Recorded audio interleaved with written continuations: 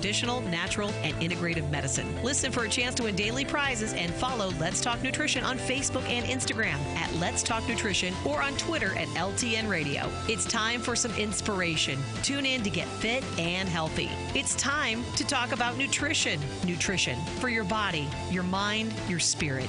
It's time to talk about proper exercise, stress relief, eating well, and supplementation to help. Get ready to take charge of your health because your health is your wealth and the wealth of those who care about and love you. It's time for Let's Talk Nutrition with Dr. Michael Garko. Welcome to the show. And welcome to the show. Great to be with you. Thanks for tuning in today and this pre-Thanksgiving edition or Thanksgiving week edition of LTN. And how's your bird? How's your turkey?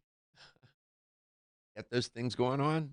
No? Okay. Well, somebody else is doing it? Yes. Somebody else is doing it? Yes. Okay. We're all good. I'm not cooking. I'm not going to do that. Katie's going to start tomorrow. She's baking pies tomorrow. Yes. Are you now? I lie. No, I'm not. You're not baking a pie. Have you ever baked a pie? Yeah, absolutely. I'm very into baking. I don't do it as much as I used to, but that used to be like my grandma and I's thing. So yeah, I bake a lot actually. What's your favorite thing to bake? Strawberry rhubarb pie. Ooh. I didn't expect that one. There you go. A strawberry. You know, that's old school, man. Yeah. Yeah. Rhubarb used to grow in my yard when I lived up in the mountains in New York, so yeah. You're a mountain girl. Yeah. I thought so. Yeah. Honestly, my dish every year is the green bean casserole. It's easy. I throw it together 15 minutes before we eat. That's always my dish that I contribute. Those things are dangerous. I never know. I go to these, you go visit, and you see that thing always shows up. What is the, all these, you laugh. You know what I'm talking about. And sometimes you look at them, you say, I don't think so. I better not. I better not. They usually got all kind of cream in it and stuff. Yeah. That's what you do too, right? Yeah. Mine's only 2 ingredients. I'm pretty simple. I don't do like. What are the 2 ingredients? Cream of mushroom soup and green beans. Yeah, there's the cream. Yep, that's it. Can't they make it some other way? I'm sure they could. If there is a Dr. Garko version, Isn't there some other way without the can of mushroom soup? I am sure there is plenty of ways. Why? I mean, healthy food and being delectable are not mutually exclusive. You're right. Right? Yeah, you're right. What is your favorite dish at Thanksgiving? Like if you were sitting down on a traditional Thanksgiving If my meal. mother were alive? Yeah. The stuffing. Yeah, mine too. Mine too. The stuffing. Absolutely. Me too. Absolutely. I don't know what she did with that thing, that bird, but somehow it wasn't a turkey. I don't know what I don't know how she did it. The meat was, it's like go to Starbucks. Mm-hmm. You can take 10 baristas, ask them to make the same drink, right? I swear to you, you'll have 10 different. It will be different. 10 flavored, yeah. 10 it'll different taste flavors. different with each one.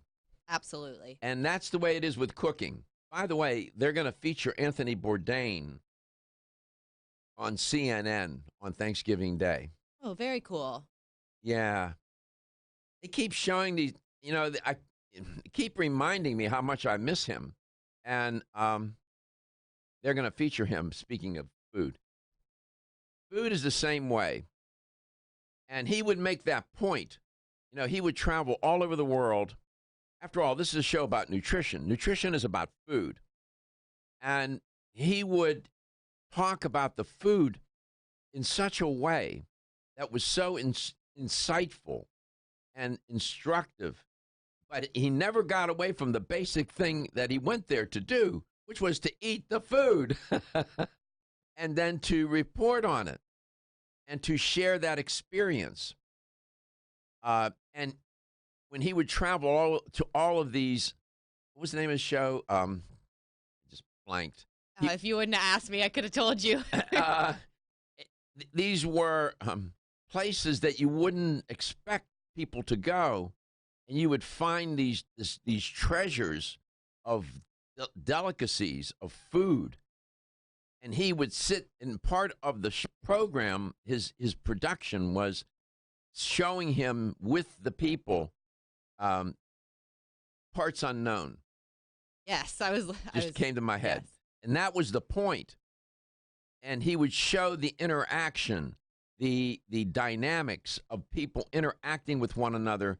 And the food, it was the food that brought them together. It was the food that inspired all of that connection. And that's what Thanksgiving is about.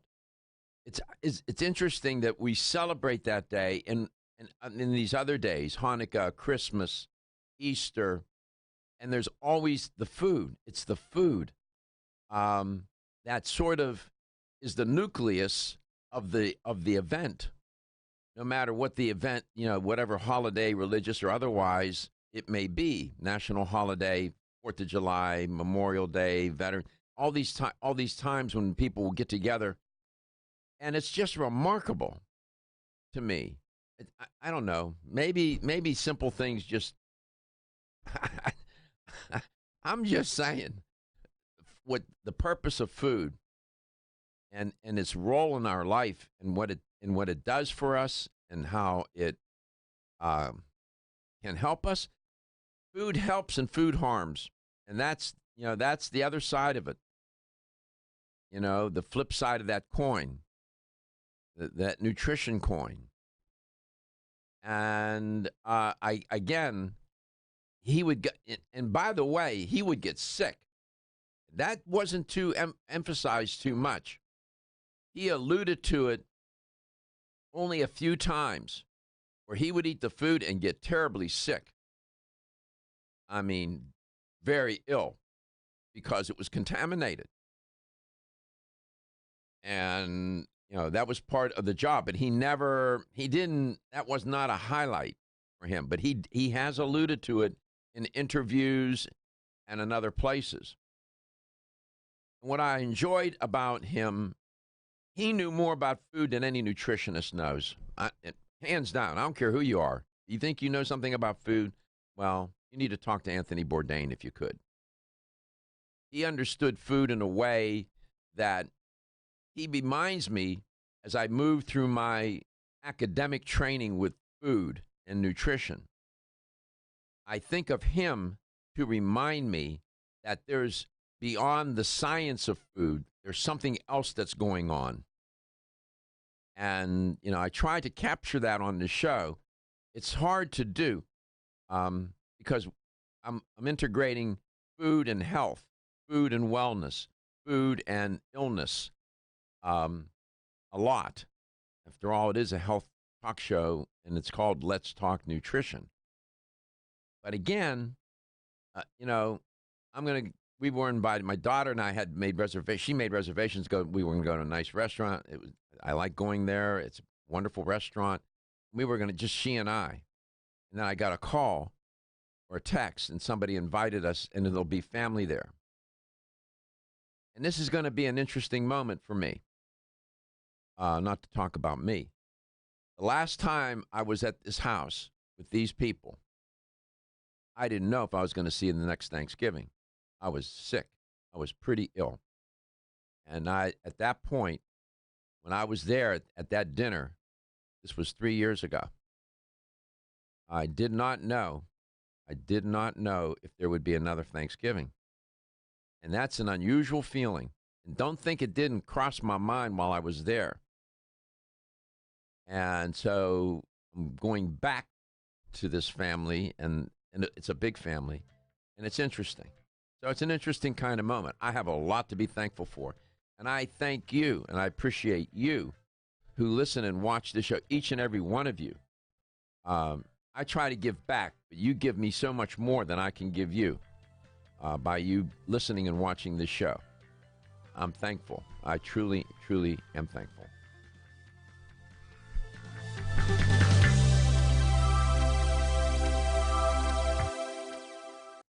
Ladies and gentlemen, listen up. It's me, your immune system. I'm always hard at work defending you against the many disease-causing viruses and bacteria that you are exposed to every day. But sometimes I need help to defeat the bad bugs. Luckily, our friends at Kyolic have come to the rescue. Kyolic has 2 super immune-enhancing supplements, Kyolic Immune Formula 103 and Kyo Green Harvest Blend Immune Defense. Kyo Green Harvest Blend is a power-packed blend of organic and naturally sourced grasses, ancient grains, fruits, veggies, herbal extracts, and spirulina in a fast-dissolving drink mix for a quick and easy way to support immunity. Kyolic Immune Formula 103 combines immune-boosting nutrients with aged garlic extract. Aged garlic extract has been clinically shown to support a healthy immune response and reduce both the duration and severity of cold and flu symptoms. Help me protect you with Kyolic supplements and nutritional drink mixes to fortify your immune health today. Available at fine natural health retailers.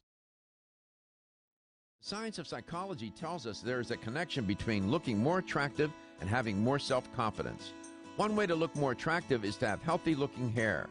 Ridgecrest Herbal's award-winning Hair Revive can support healthy, attractive hair.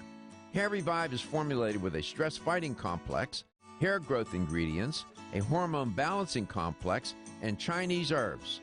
Taken together, the ingredients in Hair Revive promote hair growth, encourage healthier, thicker-looking hair, and support recovery from damaging hairstyling techniques, harsh chemicals, and daily stress.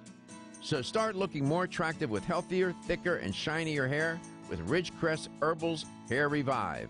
Visit rcherbals.com for more information or call 1-800-242-4649 and mention this ad.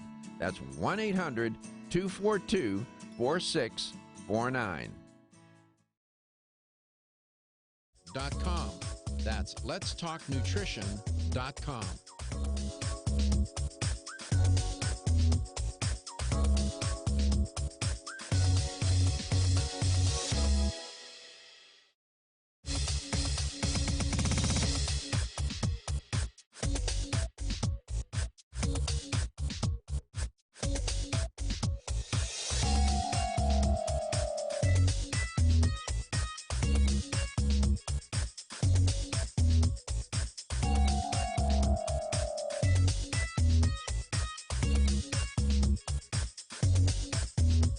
This is Dr. Michael Garko, and you're listening to Let's Talk Nutrition on this station. If you want to find out more about the show, visit my website at letstalknutrition.com. That's letstalknutrition.com.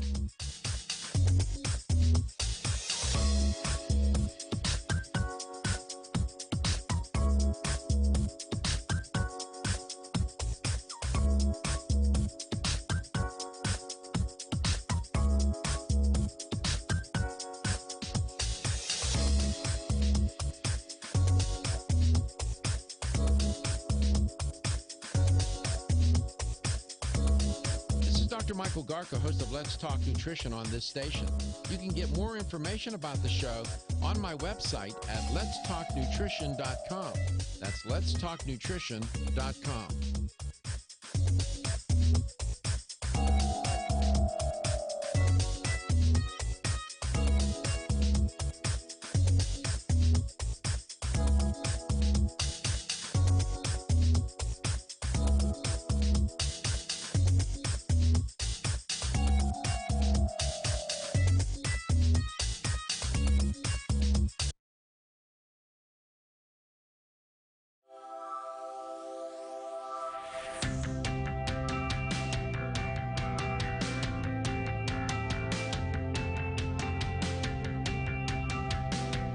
Let's Talk Nutrition is brought to you by Jarrow Formulas, superior nutrition and formulation. Natural Factors, where great health begins.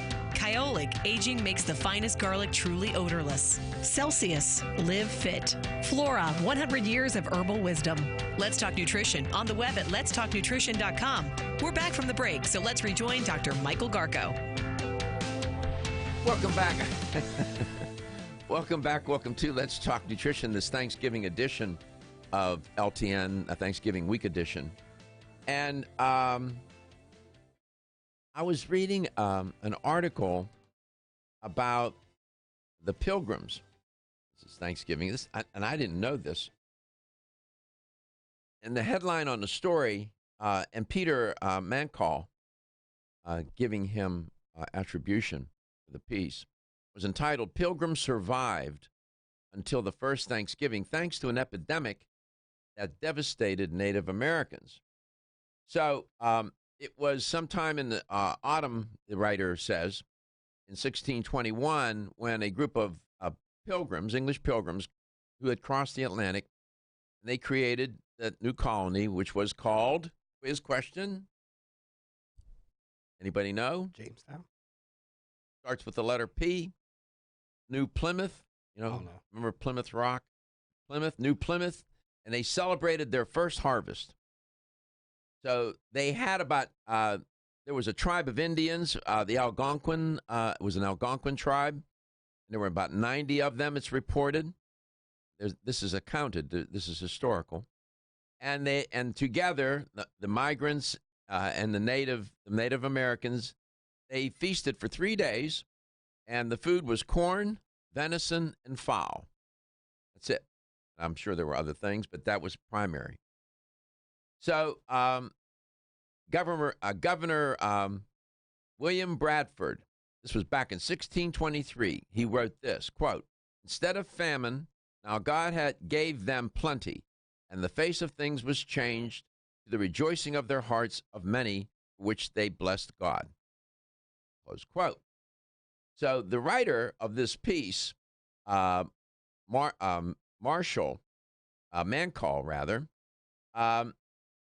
points out in his recent research on the ways Europeans understood the Western Hemisphere, shows that, he said, despite the Pilgrims' version of events, their survival, this is interesting, largely was contingent on two unrelated developments: an epidemic, interestingly, that swept through the region, and a repository of advice from earlier explorers. So, a desolate wilderness or paradise of all parts? That's the question he asks. So Bradford's of Plymouth Plantation, Bradford was a governor, which he began to write in 1630. It took him 20 years, man, 2 decades later, and he traces in this work called Of Plymouth Plantation the history of the Pilgrims from their persecution in England to their new home in America along the shores of what's now would be Boston Harbor. I mean, this is the history of our Thanksgiving. You know, this country is great, man. It's so thick with historical events and description. Bradford, the writer indicates, and other pilgrims believed in predestination. He writes that, quote, every event in their lives marked the stage in the unfolding of a divine plan, which often echoed the experiences of the ancient Israelites, close quote. Man. Throughout Bradford's account, he cites Scripture, and he probes Scripture for signs. These people were religious, right? Maybe to a fault, I don't know. But he wrote that the Puritans arrived in, quote, a hideous and desolate wilderness full of wild beasts and wild men, close quote. They were surrounded by forests full of woods and thickets, and they lacked the kind of the view of Moses, he writes, had on the mount after successfully leading the Israelites to Canaan. So he goes on to talk about what Bradford wrote, but this plague came about, and apparently the have argued that these indigenous communities were devastated by leptospirosis, which is a disease caused by old world bacteria. There are the bacteria again. See that? That had likely reached New England through the feces of rats that arrived on these European ships. You see how this works, right? These particular bacteria or bacterium was not here. They brought it here on the ships. The rats brought it here. And in their fecal matter, they spread this bacterium. And it infected humans, and it was a scourge. So apparently they write that by God's visitation reigned a wonderful plague. Well, the epidemic benefited the pilgrims who arrived soon after. The best land had fewer residents, and there was less competition for local resources, while the natives who had survived proved eager trading partners, close quote. That's an interesting way to put it. Because of the plague that struck them, there weren't as many people, so they didn't have to compete with them. There was more resources available. So in an ironic way, this horrible plague served the pilgrims well. You can't make that up. That's history. This Thanksgiving. We'll be back. Everyone's raving about the newest botanical superstar hitting the store shelves nationwide. Hemp-derived cannabidiol, or CBD, has been receiving a lot of attention for its tremendous promise on human health. Plus, CBD Oil by CV Sciences is the trusted brand setting the standards in this newly emerging category of plant-based extracts, offering a variety of hemp-derived CBD oil products that you can count on. In order to make the highest quality CBD oil products available, it is important to manage every step of the supply chain process, from seed to shelf. That's why, from harvesting our EU-certified hemp seeds, to laboratory testing for quality and safety, to producing our exceptional line of products, we are committed to going the extra mile. It is our commitment to you. Join the CBD evolution. Ask your local natural health retailer about Plus CBD oil products by CV Sciences today. Follow us on Facebook and learn more at pluscbdoil.com.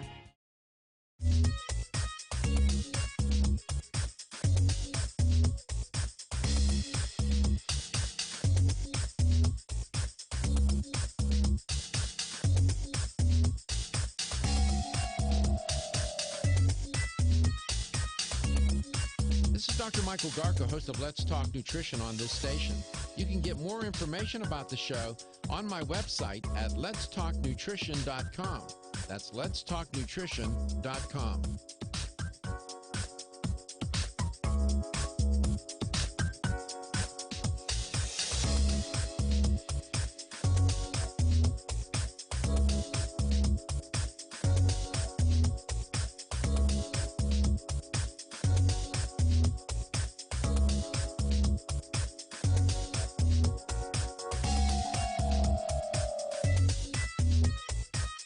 Dr. Michael Garko, host of Let's Talk Nutrition on this station. You can get more information about the show on my website at letstalknutrition.com. That's letstalknutrition.com.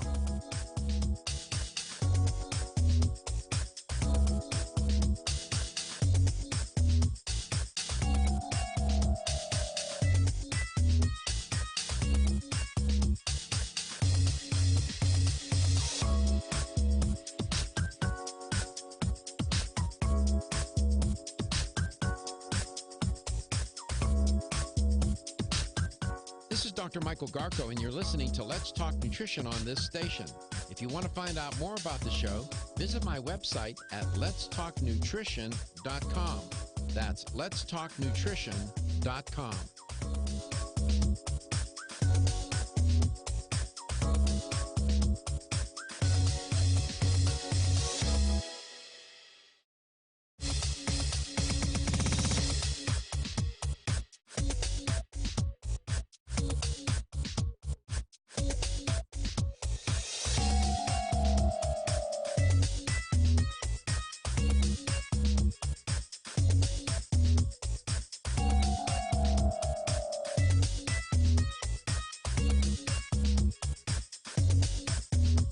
This is Dr. Michael Garko, and you're listening to Let's Talk Nutrition on this station.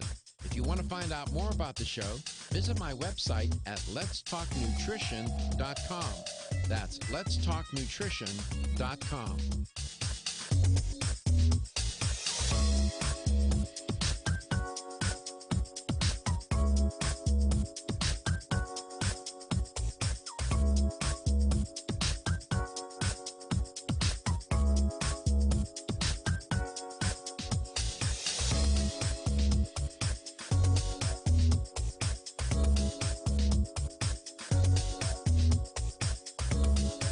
Dr. Michael Garko, host of Let's Talk Nutrition on this station. You can get more information about the show on my website at letstalknutrition.com. That's letstalknutrition.com.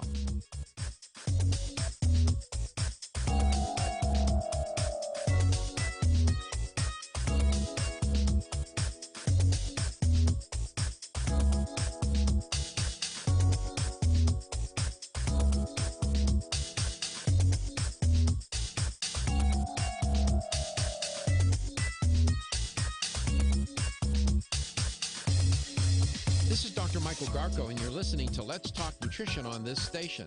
If you want to find out more about the show, visit my website at letstalknutrition.com. That's letstalknutrition.com.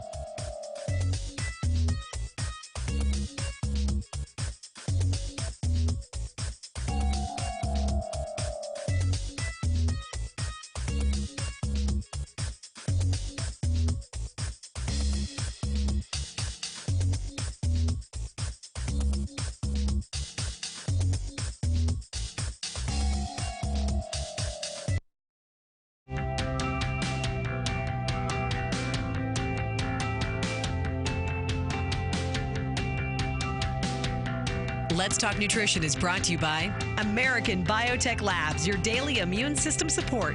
Ridgecrest Herbals, take your health to a higher elevation. CV Sciences, from seed to shelf. New chapter, the benefit of nature's wisdom. Jarrow Formulas, superior nutrition and formulation. Let's Talk Nutrition on the web at letstalknutrition.com. We're back from the break, so let's rejoin Dr. Michael Garko. Welcome back. Welcome to this Thanksgiving week edition of Let's Talk Nutrition.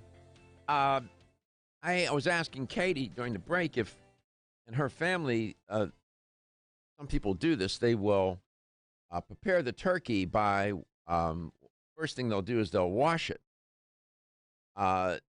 Apparently, some believe that that's not necessarily a good idea.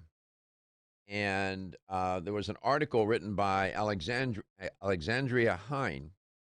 I always like to give writers their credit, man. It takes time and effort to write, and you don't want to take somebody's work and not talk about it or quote it or paraphrase it and not give credit. I got it verified. My family does wash the turkey first. Okay. It turns out you go to you go to the store. You usually the turkeys are frozen. You have to defrost it, and it sits out, and you let it defrost. And then in the wrapping, in the plastic or whatever they're using, there are all these liquids, juices, whatever. And in this article, the writer says, don't wash the turkey before cooking it. And the argument, according to an expert who's a registered dietitian, Amy Keating, she claims that you can't wash off bacteria with water. And rinsing out the turkey, she said, and I'm quoting her, risks splashing its juices all over the sink. She wrote this she's a consumer reporter, nutritionist for Consumer Reports. I didn't think of that. I think she's right about that. What they do recommend, what experts recommend, when I hate it when people say they. Who's they? These experts, food experts, nutritionists, registered dietitians, and so on. What they recommend is opening the plastic wrap, drain the liquid into the sink, and then throw out the package. And then they suggest taking a paper towel, a dry paper towel, and pat the turkey down with the with the dry paper towel. And then, which we learned on the show when I was talking about food safety, wash your hands and the utensils thoroughly with hot water and soap when you're done doing that. Her point about you can't wash off the bacteria. Yeah, I don't know. I don't think there's anything that could come out that it's going to convince me not to wash my turkey. I don't know whose hands have been on that. I don't know who's touched it. Even if it is psychosomatic and it makes me feel like the germs are gone, I will never take it out of that package with the juices, not knowing who's the last person to handle it and not rinse it off. It grosses me out. Go and check if you have a moment. Can you wash off bacteria? Can you wash the bacteria off meat? Just check that. See. Check it. Dr. Bird, no pun intended here. Dr. Bird, when she's in studio, she has recommended using Silver Biotics, the spray on food, sprayed on salads and whatnot to kill bacteria because it doesn't have any taste. It won't, and it's harmless. In fact, it's helpful. So I wish she were here today. This would be good. According to the USDA's Food Safety and Inspection Service. I'm reading the same thing right now. This blows my mind. I screenshot this and just sent it to my mom. Washing raw poultry, even beef, pork, and lamb or veal before cooking is not recommended. It literally says wash hands and surfaces, not the turkey. There you go. What? Because bacteria in the raw meat and juices can spread to other foods, utensils, and surfaces. This according to the United States Department of Agriculture. I'm going to bet you the majority of people, this is my guess, at least 50% of the people listening and watching the show wash their turkey. I'm sure of it. Yeah, we all do. Some of the bacteria are so tightly attached to the meat that they cannot be removed with washing. This is interesting. You also run the risk of failing to clean all the surfaces of the kitchen when you do this. The bacteria spread, leaving the possibility of cross-contamination. There was a study, you can't make this stuff up. There was a study conducted by the United States Department of Agriculture. They found that 60% of sinks were contaminated after handling raw turkey in the sink. I'm just saying, you look at me. I'm keeping my mouth closed now. You look at me like. I mean, it makes sense, but you got to, of course, wash the sink. Well, how many people? What will they do? They'll turn the faucet on and then wash it down. Just spray it. No, you got to use soap. You got to get a bleach cleanser or something, and you got to scrub it. I'm going to do a poll on our Facebook page. If you search Let's Talk Nutrition, I'm going to do a poll. Wash your turkey? Do you wash your turkey? Yes. Do you wash your bird? Okay, I'm not going to word it like that. Why? Is that a double entendre? Is that it? Is that the problem?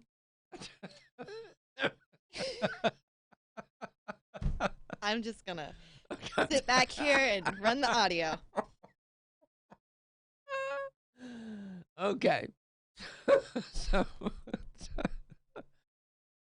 yeah, you make me. You got to stop this, Katie, because I've never laughed so much since you've been on the show. You make me laugh. Well, you know what? That's good. I add some entertainment value. Job security. Yeah. So I seriously am going to do a poll. So head over to our Facebook page, search Let's Talk Nutrition, and vote because I am curious now. I'm mind blown. The food safety advice, which also includes tips on how to safely thaw a turkey and recommendations that stuffings be baked outside of the bird. How many people listening and watching put the stuffing inside the bird and bake the bird with the stuffing inside of it? That's how you're supposed to do it. Well, they're telling you not to do that because of the bacteria. You may not kill the bacteria. Okay, so we got a caller in Tampa. We got a caller in Tampa. Okay, Randy, welcome to the show. It's great to have you on, Randy. Yeah, when I worked for the FSIS, the USDA, we got a directive that said poultry does not have the salmonella removed by washing because the salmonella gets inside the feather follicles. Oh, so first of all, Randy lives in Cornelius, Georgia. Don't hang up, Randy. I want to talk to you. And Katie, talk to him about his phone connection there. There's some static or something going on there. Randy used to work for the government. I think he said USDA. We'll clear that up. He's great. He's a great researcher. He sends me stuff all the time. He's wonderful. Feel tired, lethargic, or irritable? Take Solace. You're one of millions of Americans that has trouble falling asleep or staying asleep. In fact, according to a national survey, 54% of adults have trouble sleeping. So what can you do about it? Take Solace. Solace is an all-natural dietary supplement formulated to support healthy sleep and relaxation.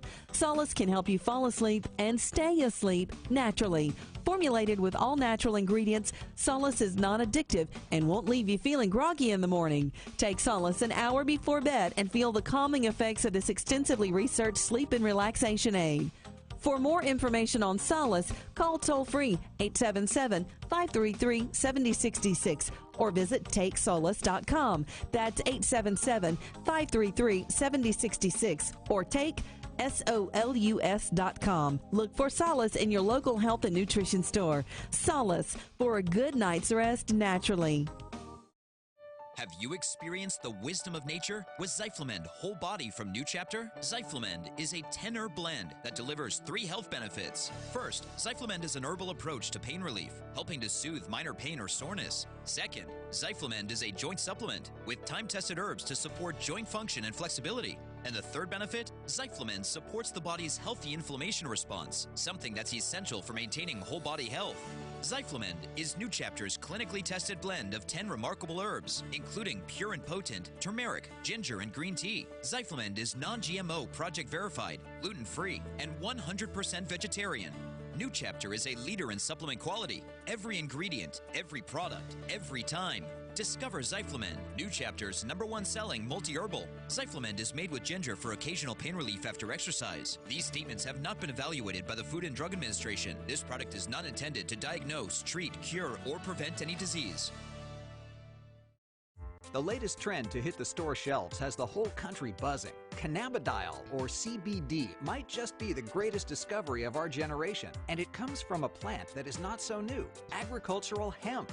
Yes, after 70 years of prohibition and misunderstanding, hemp is back to help you stay healthy and balanced. Growing research is showing that we have a lot to learn from the remarkable hemp plant. Nutrient-rich products like Plus CBD Oil's Total Plant Complex concentrated products provide broad-spectrum nutrition, including fatty acids, plant sterols, cannabinoids, terpenes, and naturally occurring vitamin E. From seed to shelf, all Plus CBD Oil products provide the highest quality hemp-derived CBD products available and are offered in a variety of delivery systems and flavors to suit your needs. Ask your local independent health food store about Plus CBD Oil products by CV Sciences today and learn more about the CBD evolution at pluscbdoil.com. That's pluscbdoil.com.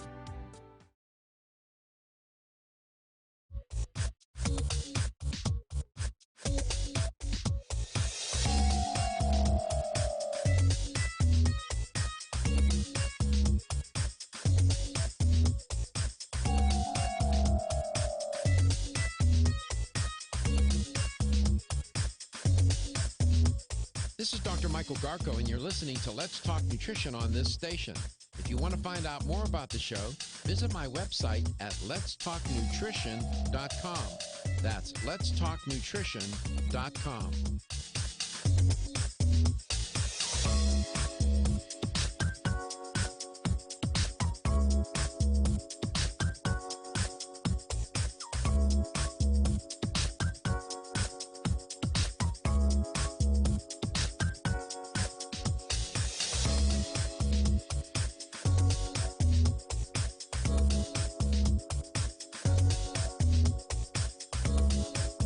Dr. Michael Garko, host of Let's Talk Nutrition on this station. You can get more information about the show on my website at letstalknutrition.com. That's letstalknutrition.com.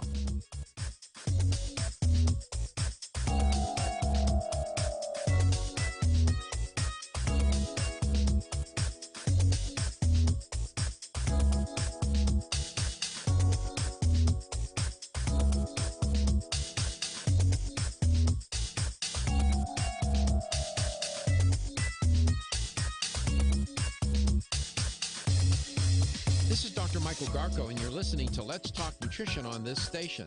If you want to find out more about the show, visit my website at letstalknutrition.com. That's letstalknutrition.com.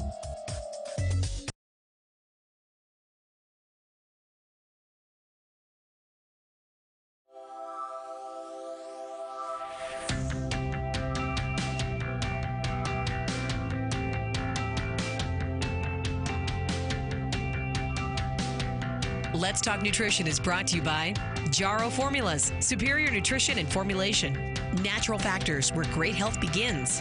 Kyolic, aging makes the finest garlic truly odorless. Celsius, live fit. Flora, 100 years of herbal wisdom.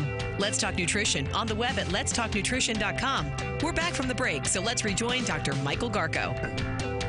So do you wash your turkey? Survey says 80% yes, 20% no so far. That's what I said. I said it's got to be at least 50%, and I knew it was more, but, I didn't want to commit too hard. Yeah, I voted. I'm part of that 80. 80% of people wash their turkey. Katie doesn't want me to say bird. I'm just saying. I'm just saying. Yeah. And the guy here, your grandmother, your great-grandmother, and probably your great-great-grandmother told you, if you have longevity in your family, that, you need to wash the turkey. And the government is saying, no, don't do that. Now, because it's coming from the government, most people are going to say, who are they to tell me not to wash my turkey? Now, if you didn't wash it before, you're going to wash it now. Well, we have somebody on the phone from Cornelia, Georgia, Randy, and Randy worked for the government. And first of all, Randy, happy Thanksgiving, and thank you for calling the show, and thank you for sharing all your wonderful articles and research with me by email. I'm very grateful, and I just want to thank you for that, okay? So did you work for the USDA? Yeah, I work for the Food Safety Inspection Service in several poultry plants here in North Georgia. And we got a written directive from the USDA that said when you wash poultry, you're not getting the salmonella out of the follicles, the feather follicles. Your poultry will go through pickers and they remove the feathers, but then you've got that little follicle hole. Oh. So the salmonella is inside that follicle hole. So that's where they take up residence. Yeah, when the bird's alive, the salmonella grow into the follicle hole, and then after they remove the feathers, you've still got that little hole there where the feather was, and you can't get the salmonella out of those holes. So baking the turkey at a high temperature theoretically kills the bacterium, right? Yeah, 165 degrees or higher. Mm-hmm. So you work for the Food Safety Inspection Service. Yeah, 14 years. Okay, let me just I gotta ask you this. After all that time, what are a couple of things that you learned about food safety that you would like to share with this? I had a veterinarian, they're the supervisor of the crew, and he told me that pollution is a solution to pollution. Mm. In other words, you're not going to get rid of all the pollution, but you can dilute it. When the birds go through the chillers, that water dilutes the pollution. Dilute the pollution. That again. Dilution is the solution to pollution. Dilution. You hear me report. You hear me report often, and I report often because it happens so often. I don't even report 10% of the things that come across the transom about all these outbreaks and recalls and whatnot. I mean, it is food safety is truly an underestimated, under-discussed issue, in my opinion, Randy. I mean, people are put at risk here, and everybody says, oh, this is not going to happen to me. This happens to somebody else. But I don't think there are enough food safety inspectors. Am I wrong about that? That's right. And a lot of them, I would see them sleeping on the line. They wouldn't be looking at their birds, and they'd be turning around and talking to people. And veterinarians, a lot of them wouldn't do anything about it. So the veterinarians get involved in this. Do the veterinarians work for the company? Do the veterinarians work for the government? They work for the government, for the USDA. Mm-hmm. There'll be a veterinarian who's head of the crew. Each shift has a veterinarian. And there'll be 1 or 2 floor inspectors. They go around the floor inspecting everything throughout the plant. Then you have your line inspectors. Now, about 3 or 4 years ago, they took the line inspectors off the lines and they put plant employees on the lines. Oh, that's... And they aren't trained well. They aren't trained well enough, the plant employees, to... it takes at least 3 or 4 years to become a top-notch inspector. So what do you think would be the percentage of times where you had food inspectors in the plant, but somehow the food got out the door and it was contaminated? Do you think that happens a lot? It happens every day. Like I said earlier, dilution is the solution to pollution. You can dilute the contamination, but you're not going to get rid of all of it. There's going to be contamination going out every day. Yeah. You heard me talk about CAFOs, concentrated feeding animal operations. Have you seen those kinds of situations where you have either the cattle or the chickens crammed together, where the cattle, for example, are standing in their own fecal matter? Have you seen that? Yeah, I saw it with the chickens. And the people don't understand. Some of these concentrated feeding animal operations with chickens, they keep them in these giant warehouses. They never see the light of day, Randy. They never go outside. Am I wrong about that? Yeah, that's correct. Fieldale is the largest producer in this area, and they don't have any windows. There's no way the birds see any sunshine. But there is an advantage to that. What is the advantage? If they're outside, they can get contaminated from birds flying over that have, like, say, sparrows or blackbirds flying over that have diseases. Now, when the birds are confined inside the barns, there's no way that they can get contaminated from wild birds. But then why do they feed them? Why are they feeding them some high doses of antibiotics? Or don't they? Increases their growth, makes them grow faster. Makes them grow faster. But can't disease in these barns where you got how many? Like an average sized barn with chickens, how many chickens would be in there? 10,000, 1,000, how many? We had a barn that burnt down yesterday. It was in the news, and I think there's 20,000 in that one barn. They lost all the birds. Ooh. That gives a whole new meaning to broiler. The plant I worked in, we ran about 280,000 birds a day. That's more than 250,000 birds a day. Holy cow. Just in that one plant. Oh, my God. But when you got them, you got 20,000 birds in one barn. They never see the light of day. Some of them they're fed these drugs where the breast on the chicken gets so big they can't even walk. I've seen some of these videos with my own eyes. There's got to be disease in those barns, right? Yeah. There's what they call air sacculitis. The lungs would get infected with bacteria. And the inspectors are supposed to pick that off on the line. It looks yellow inside the cavity, and they throw those birds out. Sometimes they'll salvage it. They'll cut the cavity off and just save the wings and the legs. Oh, jeez.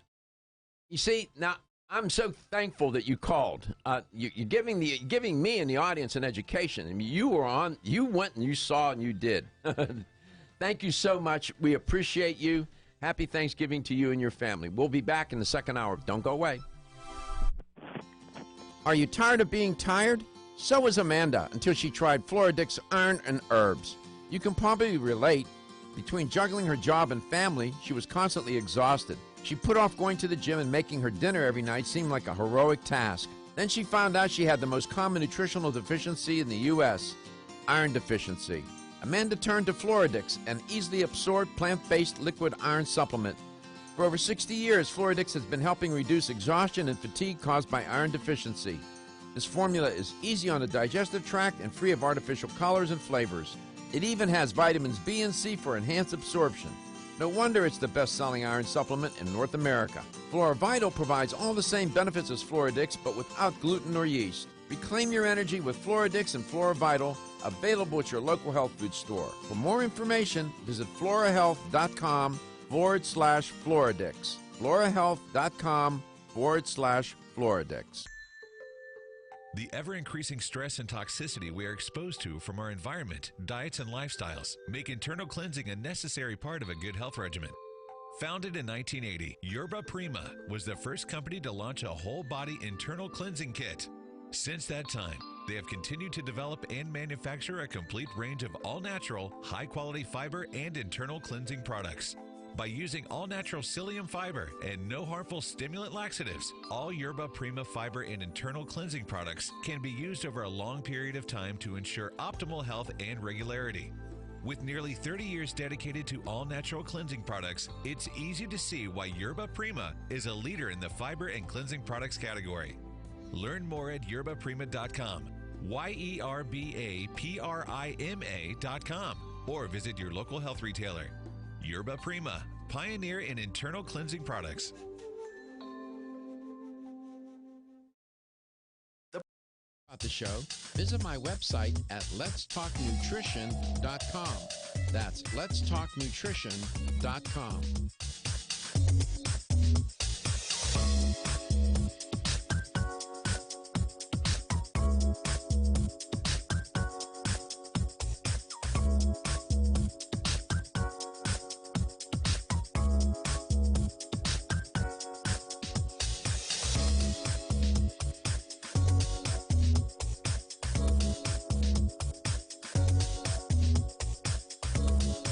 Dr. Michael Garka, host of Let's Talk Nutrition on this station. You can get more information about the show on my website at letstalknutrition.com. That's letstalknutrition.com.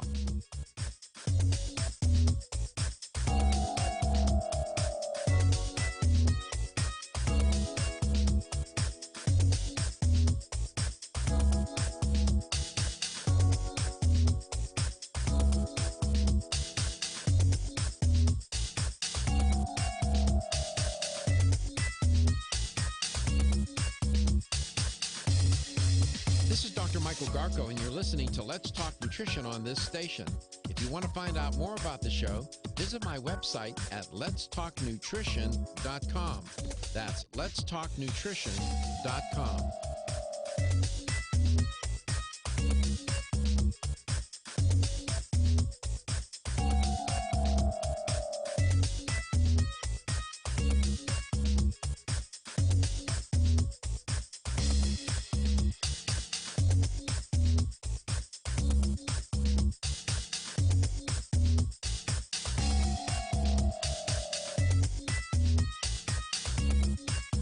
Dr. Michael Garka, host of Let's Talk Nutrition on this station. You can get more information about the show on my website at letstalknutrition.com. That's letstalknutrition.com.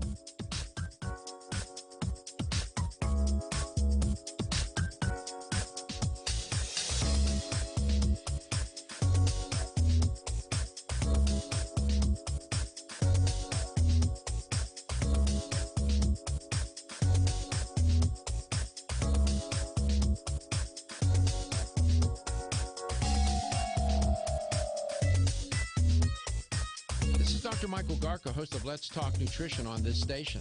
You can get more information about the show on my website at letstalknutrition.com. That's letstalknutrition.com.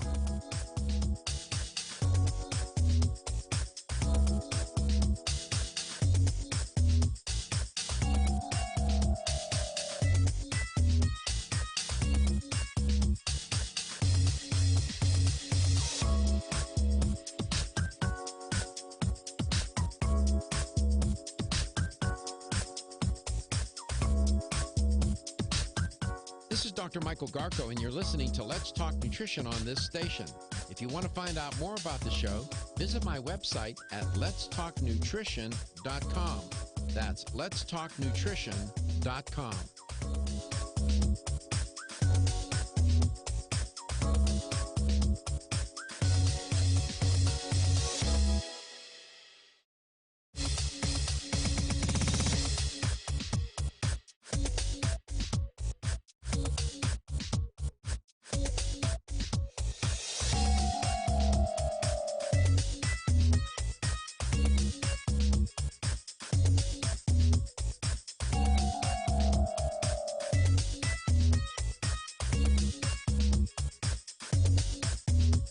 This is Dr. Michael Garko, and you're listening to Let's Talk Nutrition on this station. If you want to find out more about the show, visit my website at letstalknutrition.com. That's letstalknutrition.com.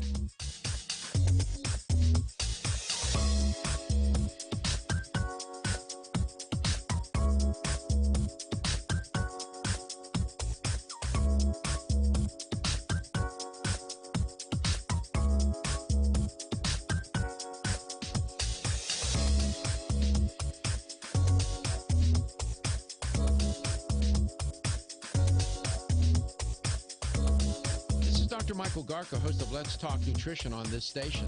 You can get more information about the show on my website at letstalknutrition.com. That's letstalknutrition.com.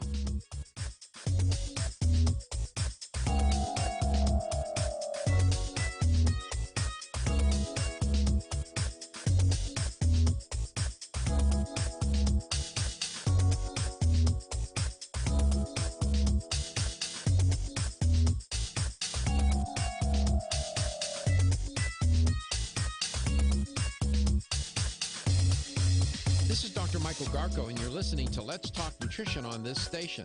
If you want to find out more about the show, visit my website at letstalknutrition.com. That's letstalknutrition.com.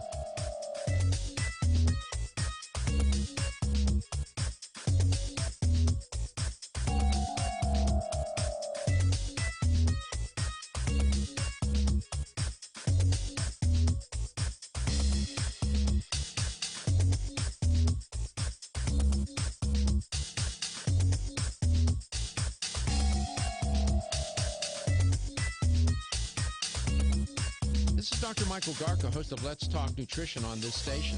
You can get more information about the show on my website at letstalknutrition.com. That's letstalknutrition.com.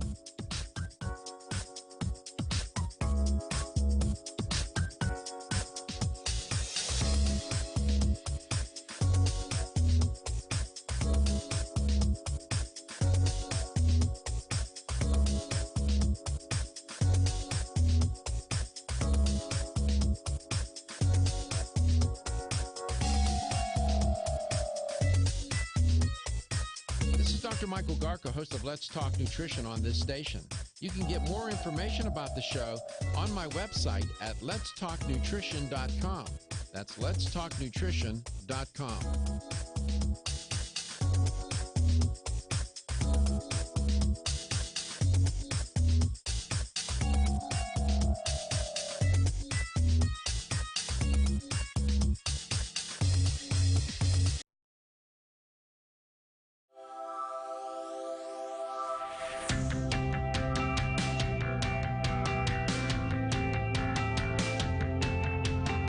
Statements made during this broadcast regarding products or the claims made about specific products have not been evaluated by the U.S. Food and Drug Administration. Products and treatments discussed are not intended to diagnose, treat, cure, or prevent disease. Make your physician aware of all nutritional supplements used and immediately notify your physician if you have any health concern or undiagnosed sign or symptom. Let's Talk Nutrition is a health talk show that features scientists, authors, nutrition specialists, personal trainers, holistic healers, and experts in traditional, natural, and integrative medicine. Listen for a chance to win daily prizes and follow Let's Talk Nutrition on Facebook and Instagram at Let's Talk Nutrition or on Twitter at LTN Radio. It's time for some inspiration. Tune in to get fit and healthy. It's time to talk about nutrition. Nutrition for your body, your mind, your spirit. It's time to talk about proper exercise, stress relief, eating well, and supplementation to help. Get ready to take charge of your health because your health is your wealth and the wealth of those who care about and love you. It's time for Let's Talk Nutrition with Dr. Michael Garko. Welcome to the show. And welcome to this Thanksgiving week edition of LTN. Today's Tuesday, so a couple more days to go. And, you know, this show's it's amazing for me. Such an emergent quality. That call from Randy in Cornelius, Georgia. I mean, he worked for the Food Safety Service for the government and in Georgia. And he just reported, he said that this past week they had a barn burn down there. Had 20,000 chickens in it.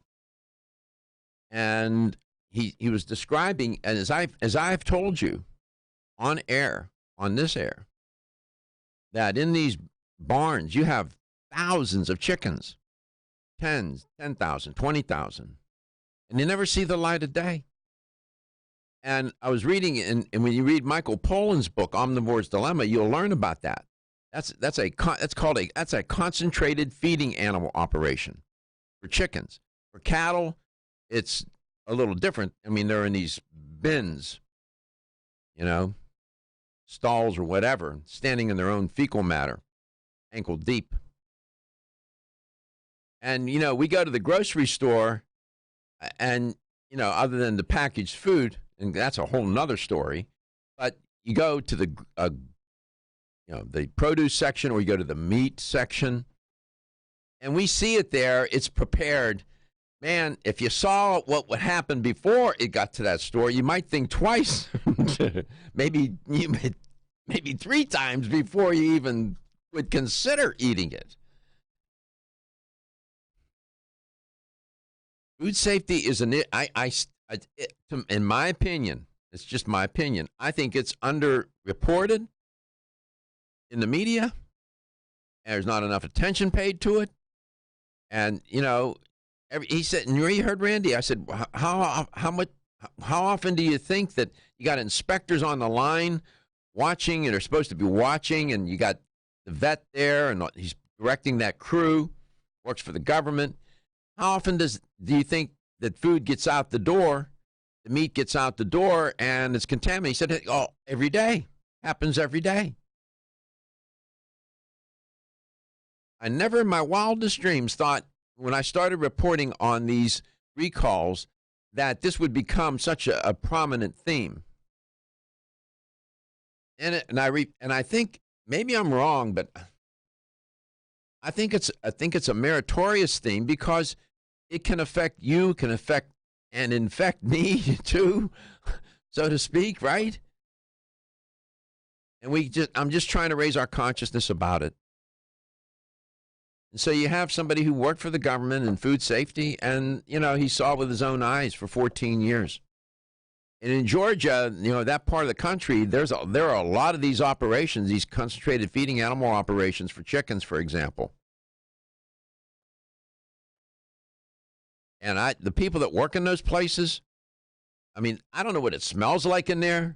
It's got to be putrid. It's got to be rank, man. It has to be. Can't even imagine. If you go on YouTube, just you go and look at some of the videos, you'll think twice before you eat another chicken. There was a stand at the fair a couple years ago. I remember this stuck with me. And they'd make you watch those videos, and they'd pay you $5 if you sat down and watched the videos. I remember I did it one year. I was like 17, 18, and it was in like the livestock area, and they wanted to bring awareness to it, so they paid you to sit down and watch like 10 minutes of it. I'll be darned. I learned a lot, though. I'm sure. So one of the message here today is don't wash the bird. I'm just saying. Turkey. Don't wash the turkey.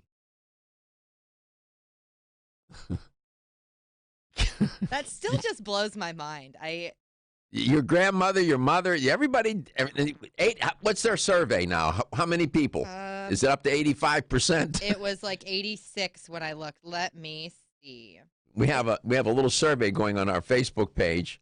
And she wrote 82%, yes. 82% of the people in the survey say they wash their turkey. And the government's saying, don't do it, man. Don't do that. It's not a good idea. I'm with them. I'm sorry. I'm going to stick with them. They have a lot. This is what they do for a living. Why would they make that up? They're not making that up. The USDA food inspectors, you can call them. I'm going to give you a phone number. It's the USDA. I'm not making this up. It's the USDA Meat and Poultry Hotline. The hotline, no less. Here's the number: 1-888-674-6854. 1-888-674-6854. They will take calls from 8 a.m. to 2 p.m. Eastern Time, Standard Time, Eastern Time, even on Thanksgiving Day. So why do you think, Katie, they recommend not cooking the stuffing inside the bird, that you cook it outside the bird? They don't like the good stuffing. Right. I just think they don't appreciate Thanksgiving at all. So check and see why that is. I have a theory. I have a hypothesis as to why. I think it has something to do with the bacteria. I would guess bacteria inside the turkey that you can't wash away. Clearly, I would imagine. Did you hear what Randy said? He said the salmonella, when they pluck the feathers out of the turkey, these bacteria are so clever. They go inside the follicle. Yeah, but the heat is what you said kills it. Theoretically, and you got to cook it at the temperature that Randy recommended. Right. And so that's what's going to do it. You can wash that bird until kingdom come. And it's not going to kill those bacteria. It says when it comes to turkey, stuffing is evil. That's because the stuffing goes into the middle of the bird where it is extremely porous. That means as the turkey around it cooks, juices like salmonella soak into the stuffing. That's disgusting. Okay, I'm not going to do it. Okay. So we're here to learn. So we're here to learn. And even my mom cooked the stuffing inside the bird. They actually used the word evil. Stuffing is evil. That's so horrible. It's not a good idea. That it's evil. It's horrible. Well, language has dramatic effect. Power, yeah. Much more powerful of a statement than just saying we don't recommend this. I'm much more likely to not do it. Let's go to Jenkinstown. Michael, happy Thanksgiving, Michael. Sorry to keep you waiting. Thank you, Michael. No problem. How are you? Good morning again. How are you doing? Pick up my phone. How are you? Thank you. I'm good, and I expected better. Okay, good. Your health is good. You're taking care of yourself. Yes, thanks to you, Dr. Garko. Oh. I'm following your instruction, and you show every day, so this helped me a lot. I beat prostate cancer with this knowledge from you. Thank you. And I today like to wish you happy Thanksgiving to your family. Oh, thank you. For all your team in Let's Talk Nutrition. Thank you. Oh, Michael. Thank you, Michael. We appreciate that. Thank you so much. You and have a beautiful. Oh, thank you, Michael.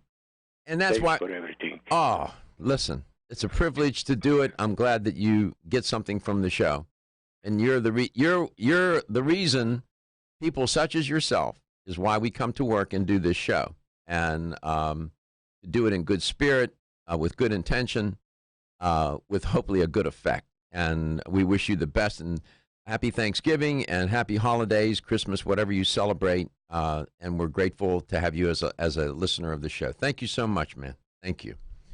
And, Thank you for everything. Thanks. Okay, Michael. Thanks. And that's, I keep saying, and I'll say it again, we're all in it together. You hear a person, he's such a good person, right? You hear him. He's listened to this show for forever. I remember when he first called in Jenkinstown. I didn't even know where Jenkinstown was. Then I found out it was near Philly. And he's been an ardent listener. So many people out there, they're looking for a way, trying to learn, trying to find things out. This is what I do for a living. This is all I do all day. So, and I enjoy doing it, and I enjoy sharing it with you. That's why we do it. We'll be back.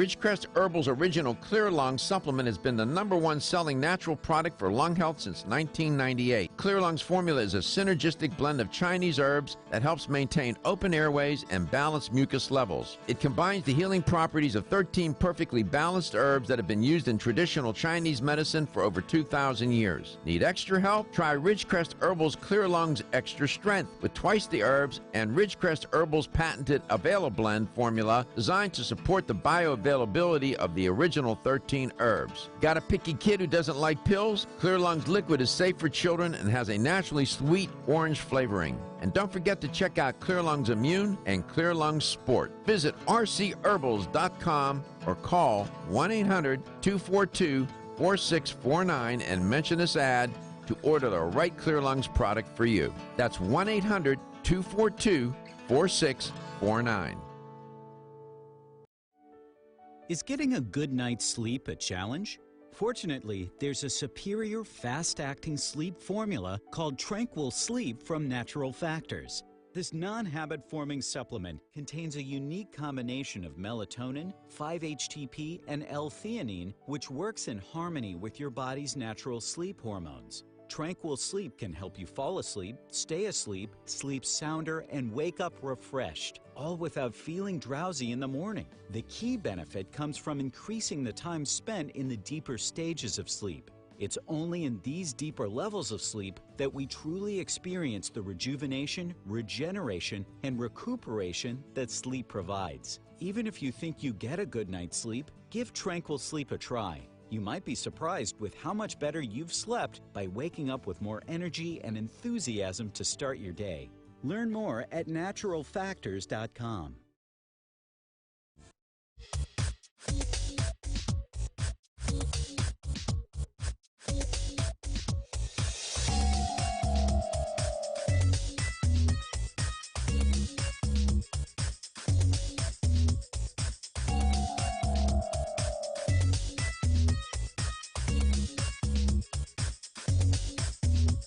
This is Dr. Michael Garko, and you're listening to Let's Talk Nutrition on this station. If you want to find out more about the show, visit my website at letstalknutrition.com. That's letstalknutrition.com.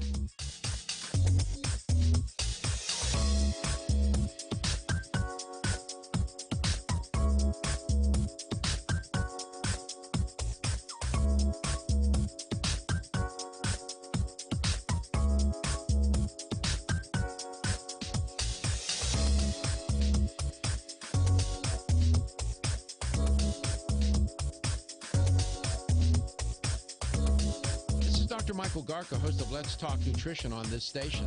You can get more information about the show on my website at letstalknutrition.com. That's letstalknutrition.com.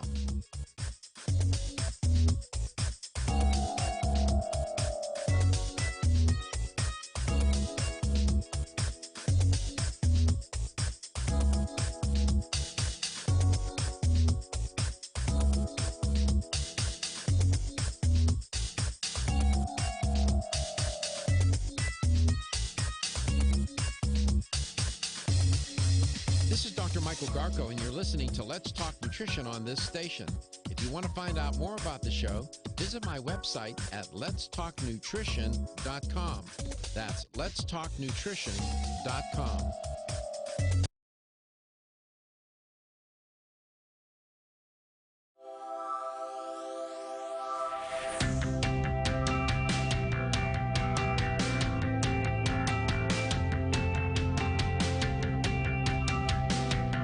Let's Talk Nutrition is brought to you by American Biotech Labs, your daily immune system support. Ridgecrest Herbals, take your health to a higher elevation. CV Sciences, from seed to shelf. New Chapter, the benefit of nature's wisdom. Jarrow Formulas, superior nutrition and formulation. Let's Talk Nutrition on the web at letstalknutrition.com. We're back from the break, so let's rejoin Dr. Michael Garko.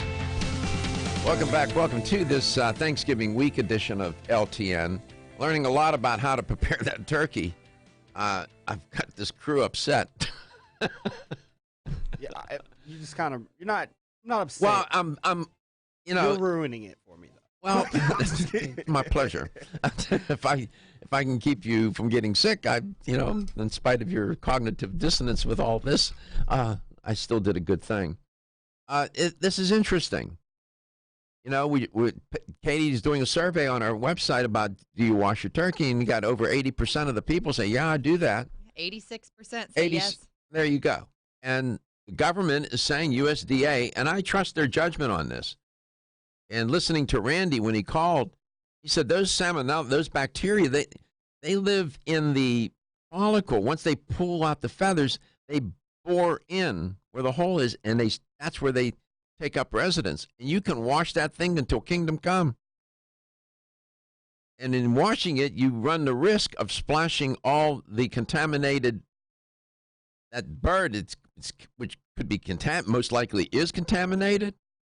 It spreads around if you don't wash that sink thoroughly, or the counters, and God knows you can cross-contaminate, and then you end up, with a problem.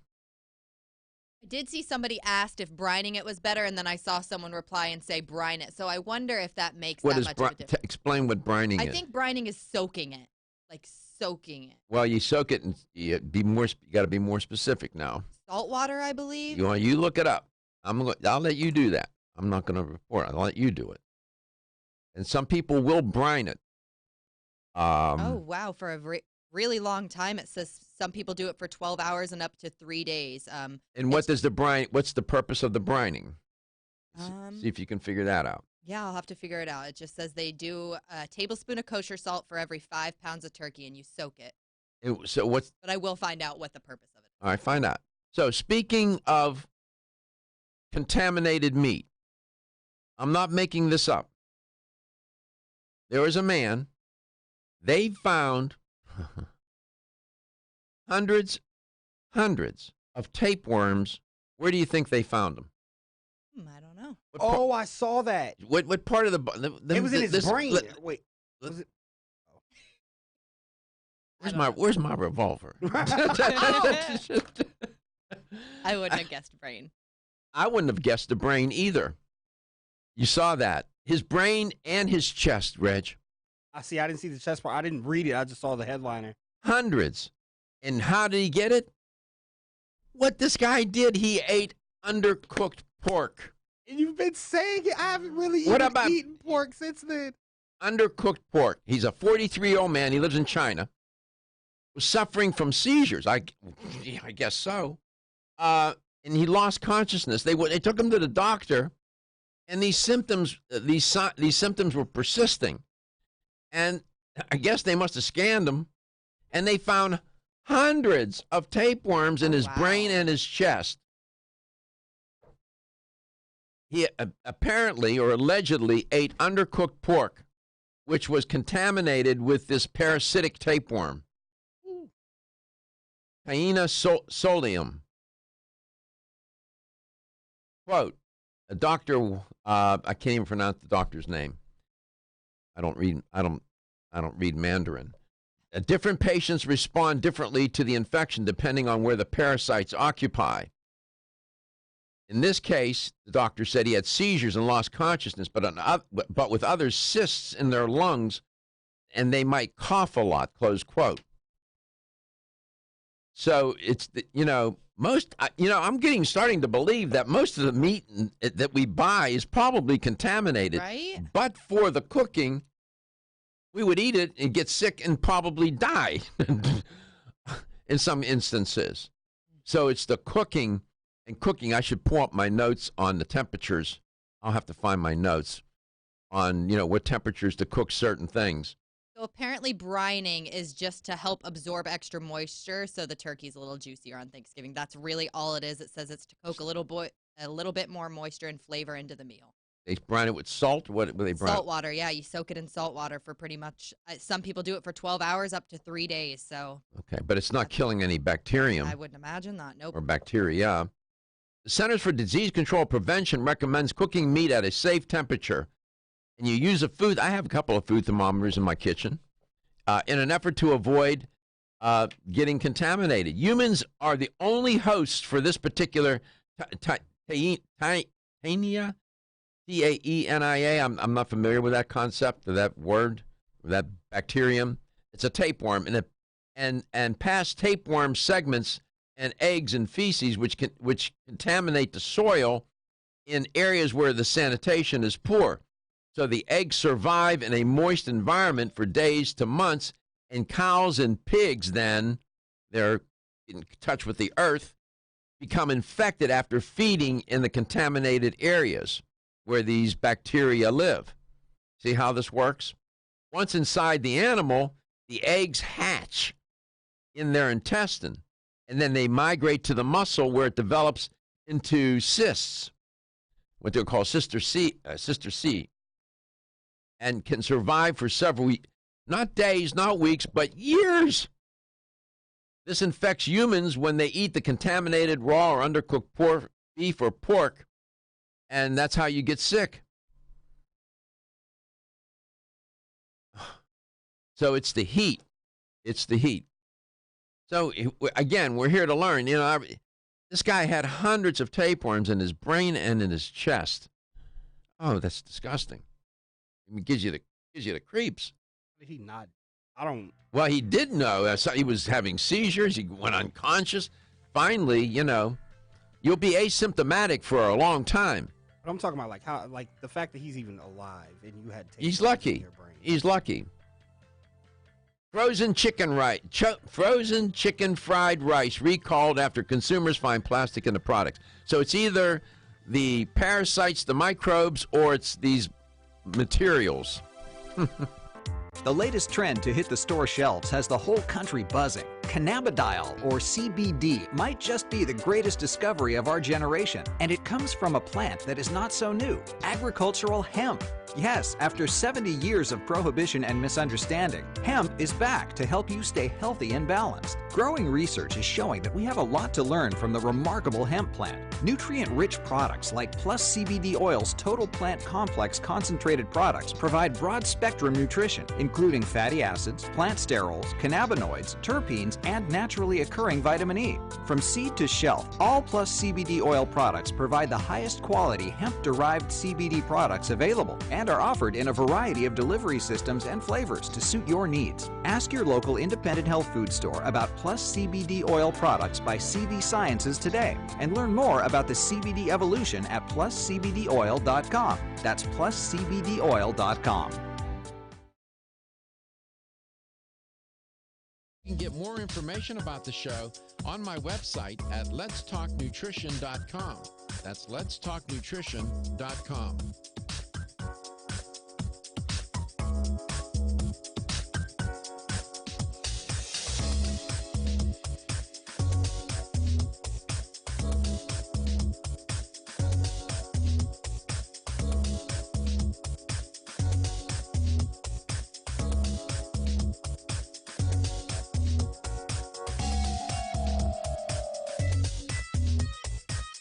Dr. Michael Garko, host of Let's Talk Nutrition on this station.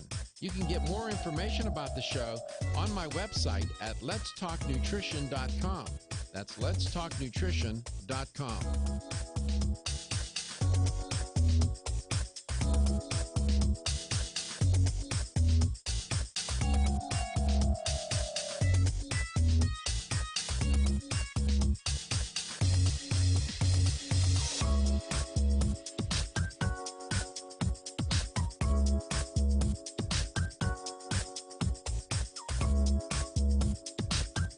This is Dr. Michael Garko, and you're listening to Let's Talk Nutrition on this station.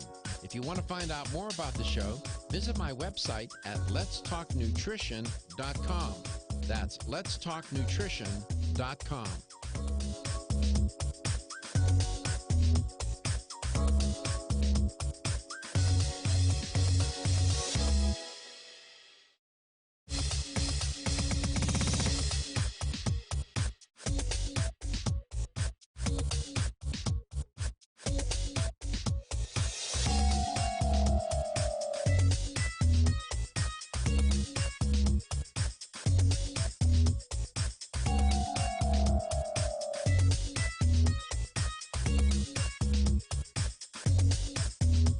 This is Dr. Michael Garko, and you're listening to Let's Talk Nutrition on this station.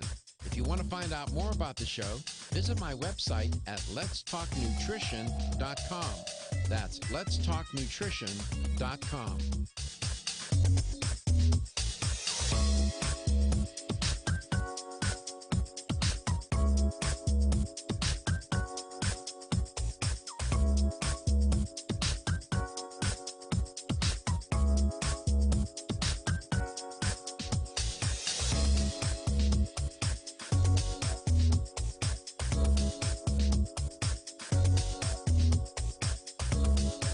Dr. Michael Garko, host of Let's Talk Nutrition on this station.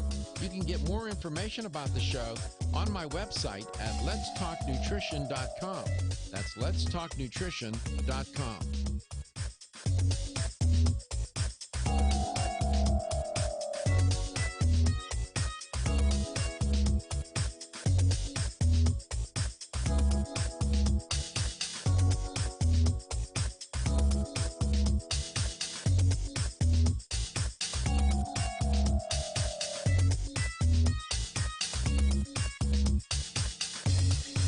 This is Dr. Michael Garko, and you're listening to Let's Talk Nutrition on this station. If you want to find out more about the show, visit my website at letstalknutrition.com. That's letstalknutrition.com.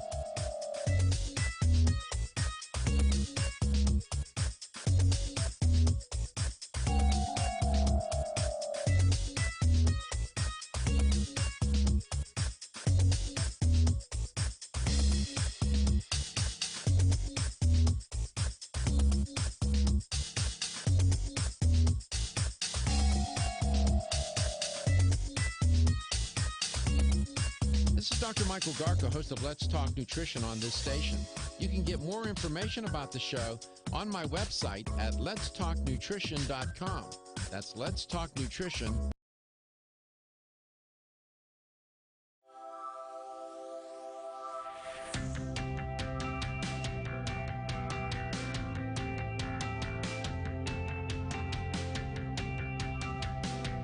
Let's Talk Nutrition is brought to you by Jarrow Formulas, superior nutrition and formulation. Natural Factors, where great health begins.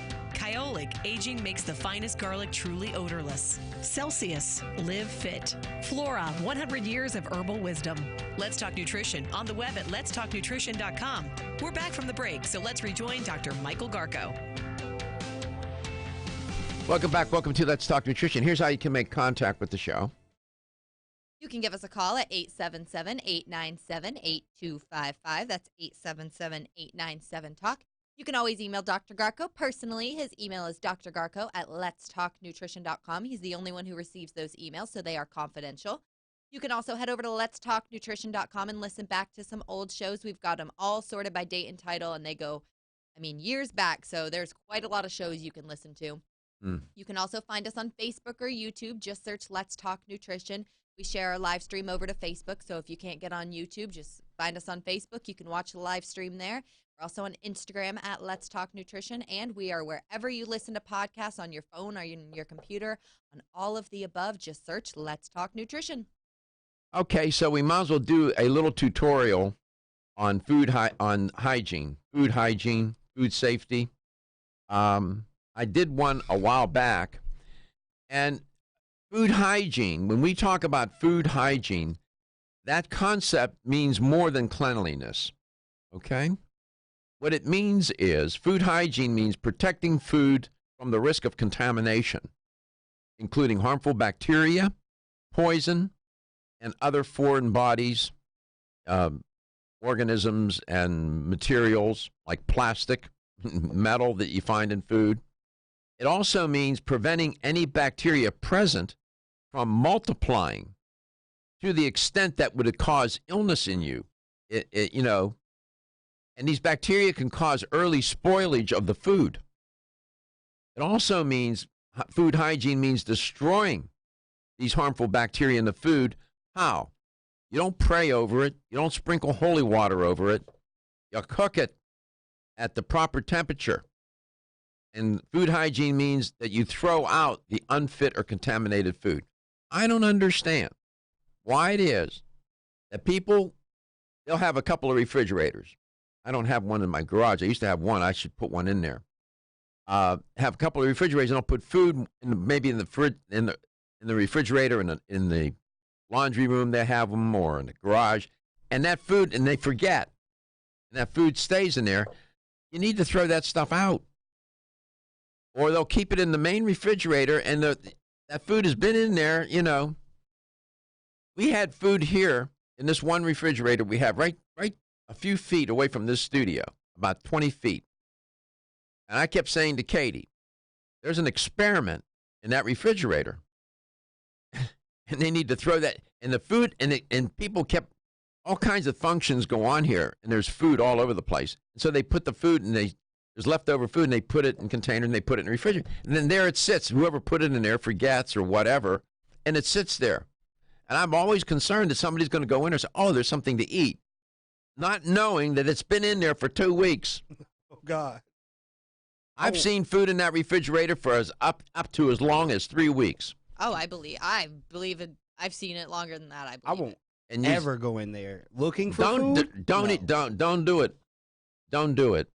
Nevertheless, bacteria, these are microscopic organisms. We call them germs. They're everywhere. They're on you. They're on the food. They're in the water. They're in the soil and in the air. They've been on the planet since time immemorial. Most bacteria are harmless. Some are even essential. You have bacteria that live in your gut that are very important. Okay. Requirements for bacterial growth. Here we go. I'll give these temperatures in centigrade, and maybe you pull up a chart for centigrade conversion to Fahrenheit. If you pull it up, I'll read the temperature in centigrade. Katie will give it to you in Fahrenheit. These are the requirements for bacterial growth. The best temperature for bacteria for growth of most poisoning bacteria is 37 degrees centigrade.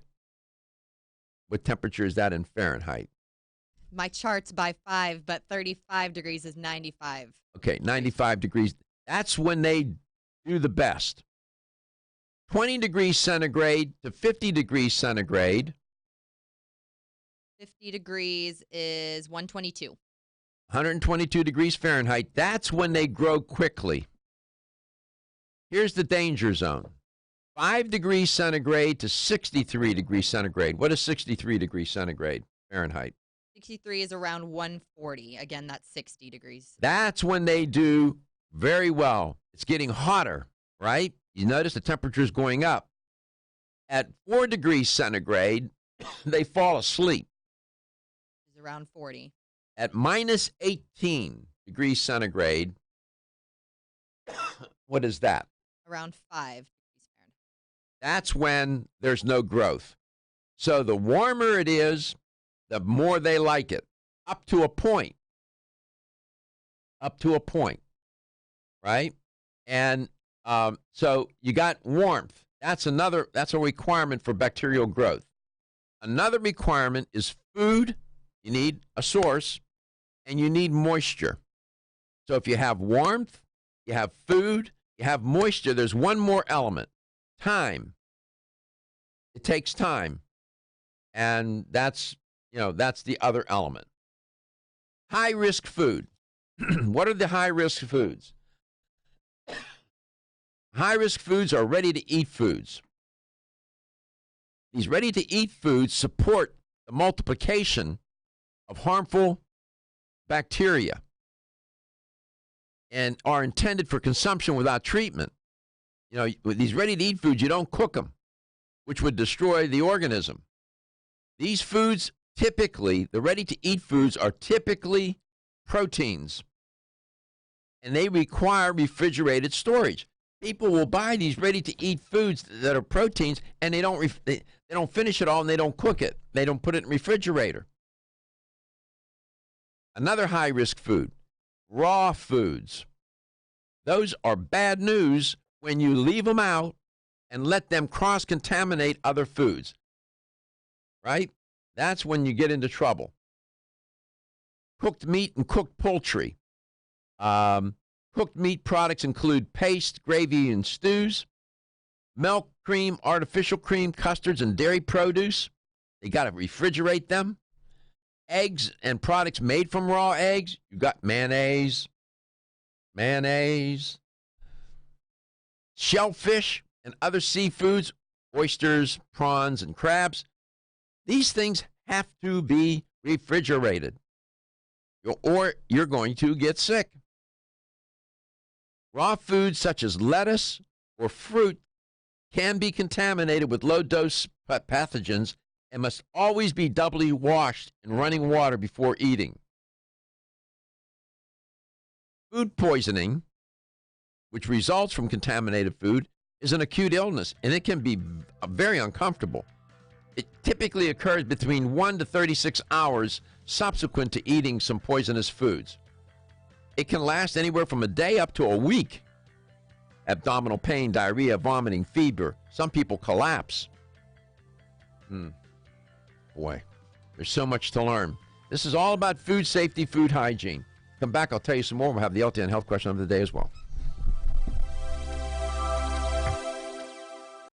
Want to get at the core issues that make weight loss so difficult?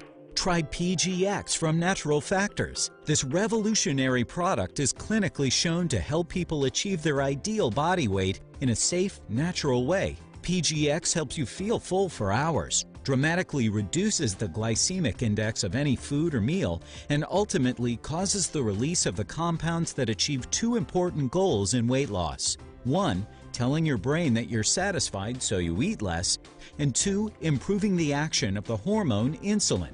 As medical doctor Mark Hyman said in his best-selling book, Eat Fat, Get Thin, if you choose to use only one supplement, PGX is the most important. If you've ever tried to lose weight and failed, you need the tremendous support of PGX from Natural Factors. For more information on making your weight loss dream a near effortless reality, visit pgx.com. Have you experienced the wisdom of nature with Zyflamend Whole Body from New Chapter? Zyflamend is a 10-herb blend that delivers 3 health benefits. First, Zyflamend is an herbal approach to pain relief, helping to soothe minor pain or soreness. Second, Zyflamend is a joint supplement with time-tested herbs to support joint function and flexibility. And the third benefit, Zyflamend supports the body's healthy inflammation response, something that's essential for maintaining whole body health. Zyflamend is New Chapter's clinically tested blend of 10 remarkable herbs, including pure and potent turmeric, ginger, and green tea. Zyflamend is non-GMO, project verified, gluten-free, and 100% vegetarian. New Chapter is a leader in supplement quality. Every ingredient, every product, every time. Discover Zyflamend, New Chapter's #1 selling multi-herbal. Zyflamend is made with ginger for occasional pain relief after exercise. These statements have not been evaluated by the Food and Drug Administration. This product is not intended to diagnose, treat, cure, or prevent any disease. Ridgecrest Herbal's original Clear Lung supplement has been the #1 selling natural product for lung health since 1998. Clear Lung's formula is a synergistic blend of Chinese herbs that helps maintain open airways and balanced mucus levels. It combines the healing properties of 13 perfectly balanced herbs that have been used in traditional Chinese medicine for over 2,000 years. Need extra help? Try Ridgecrest Herbal's Clear Lung's Extra Strength with twice the herbs and Ridgecrest Herbal's patented Availablend formula designed to support the bioavailability of the original 13 herbs. Got a picky kid who doesn't like pills? Clear Lung's liquid is safe for children and has a naturally sweet orange flavoring. And don't forget to check out Clear Lung's Immune and Clear Lung's Sport. Visit rcherbals.com or call 1-800-242-4649 and mention this ad to order the right Clear Lungs product for you. That's 1-800-242-4649.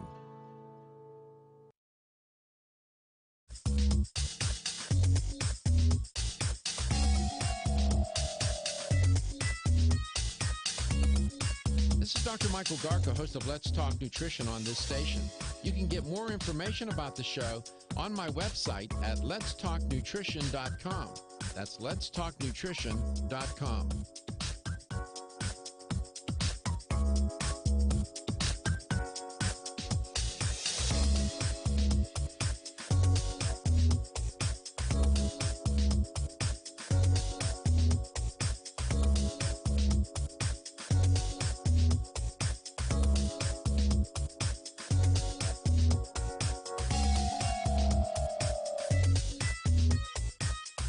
Dr. Michael Garka, host of Let's Talk Nutrition on this station. You can get more information about the show on my website at letstalknutrition.com. That's letstalknutrition.com.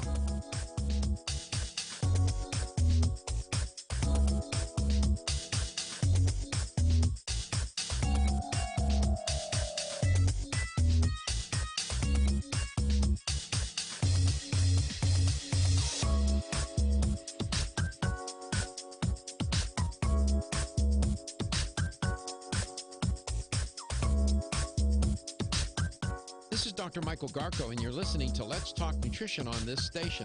If you want to find out more about the show, visit my website at letstalknutrition.com. That's letstalknutrition.com.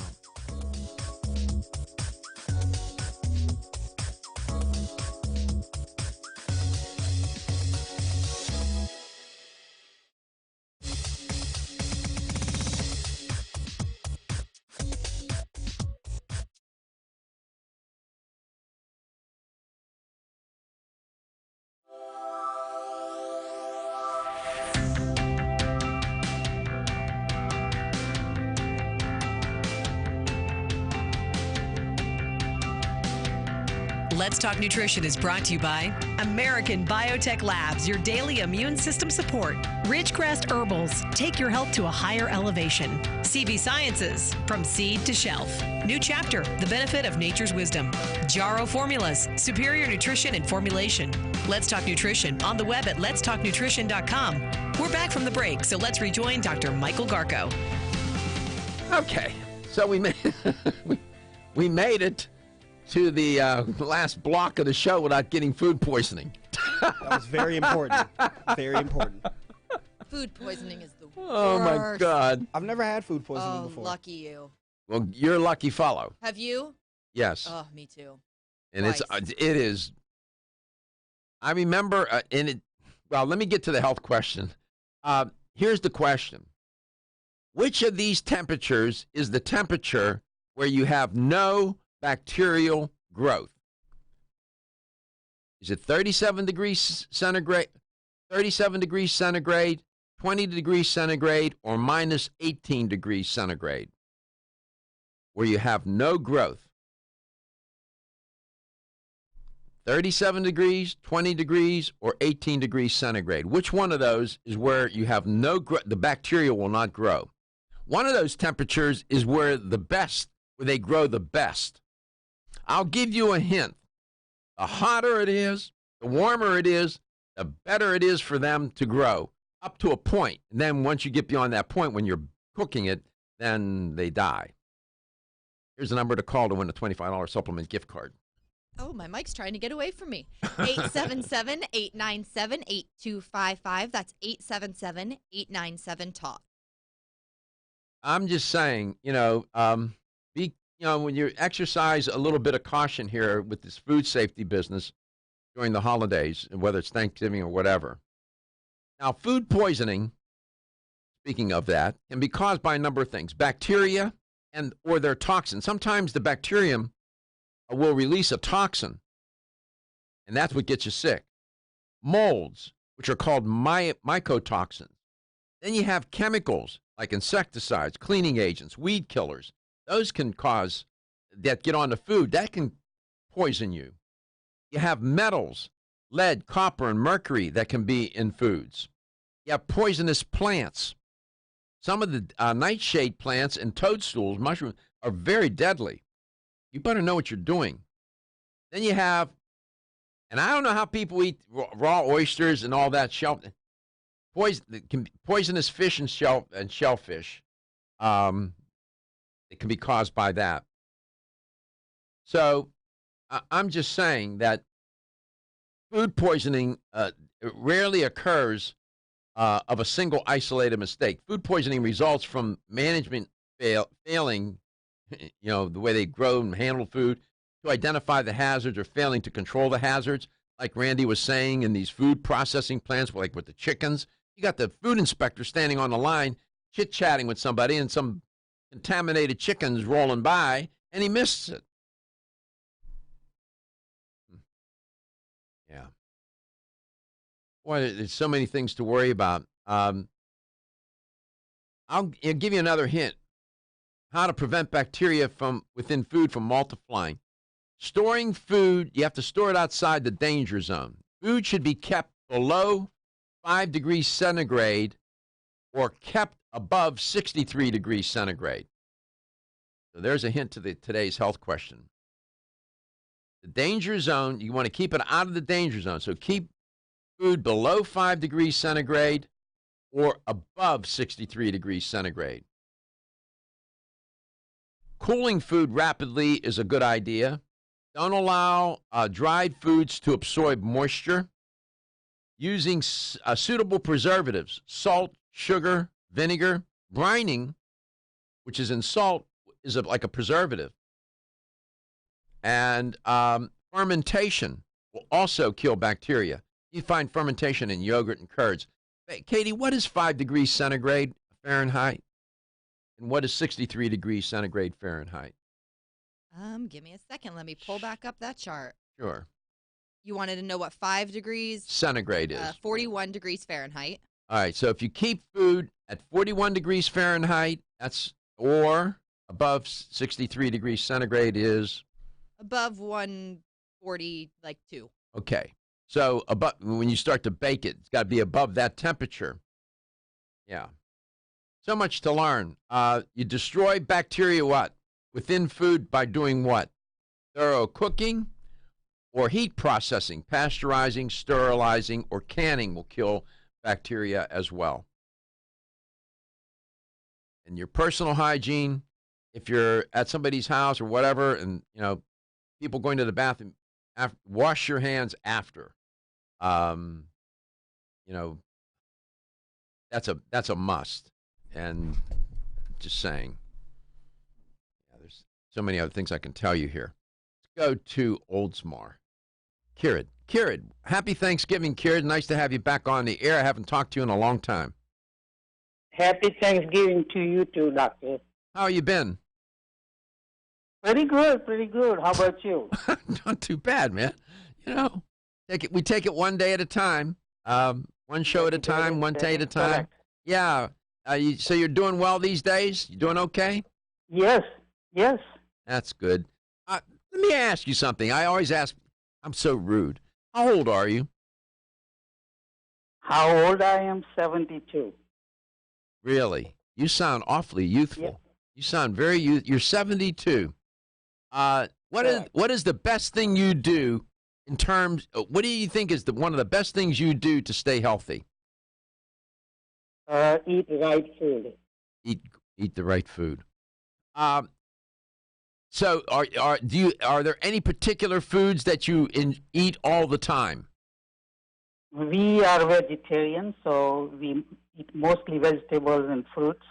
You do. Is that we meaning your wife or somebody in the house with you? We both, yeah.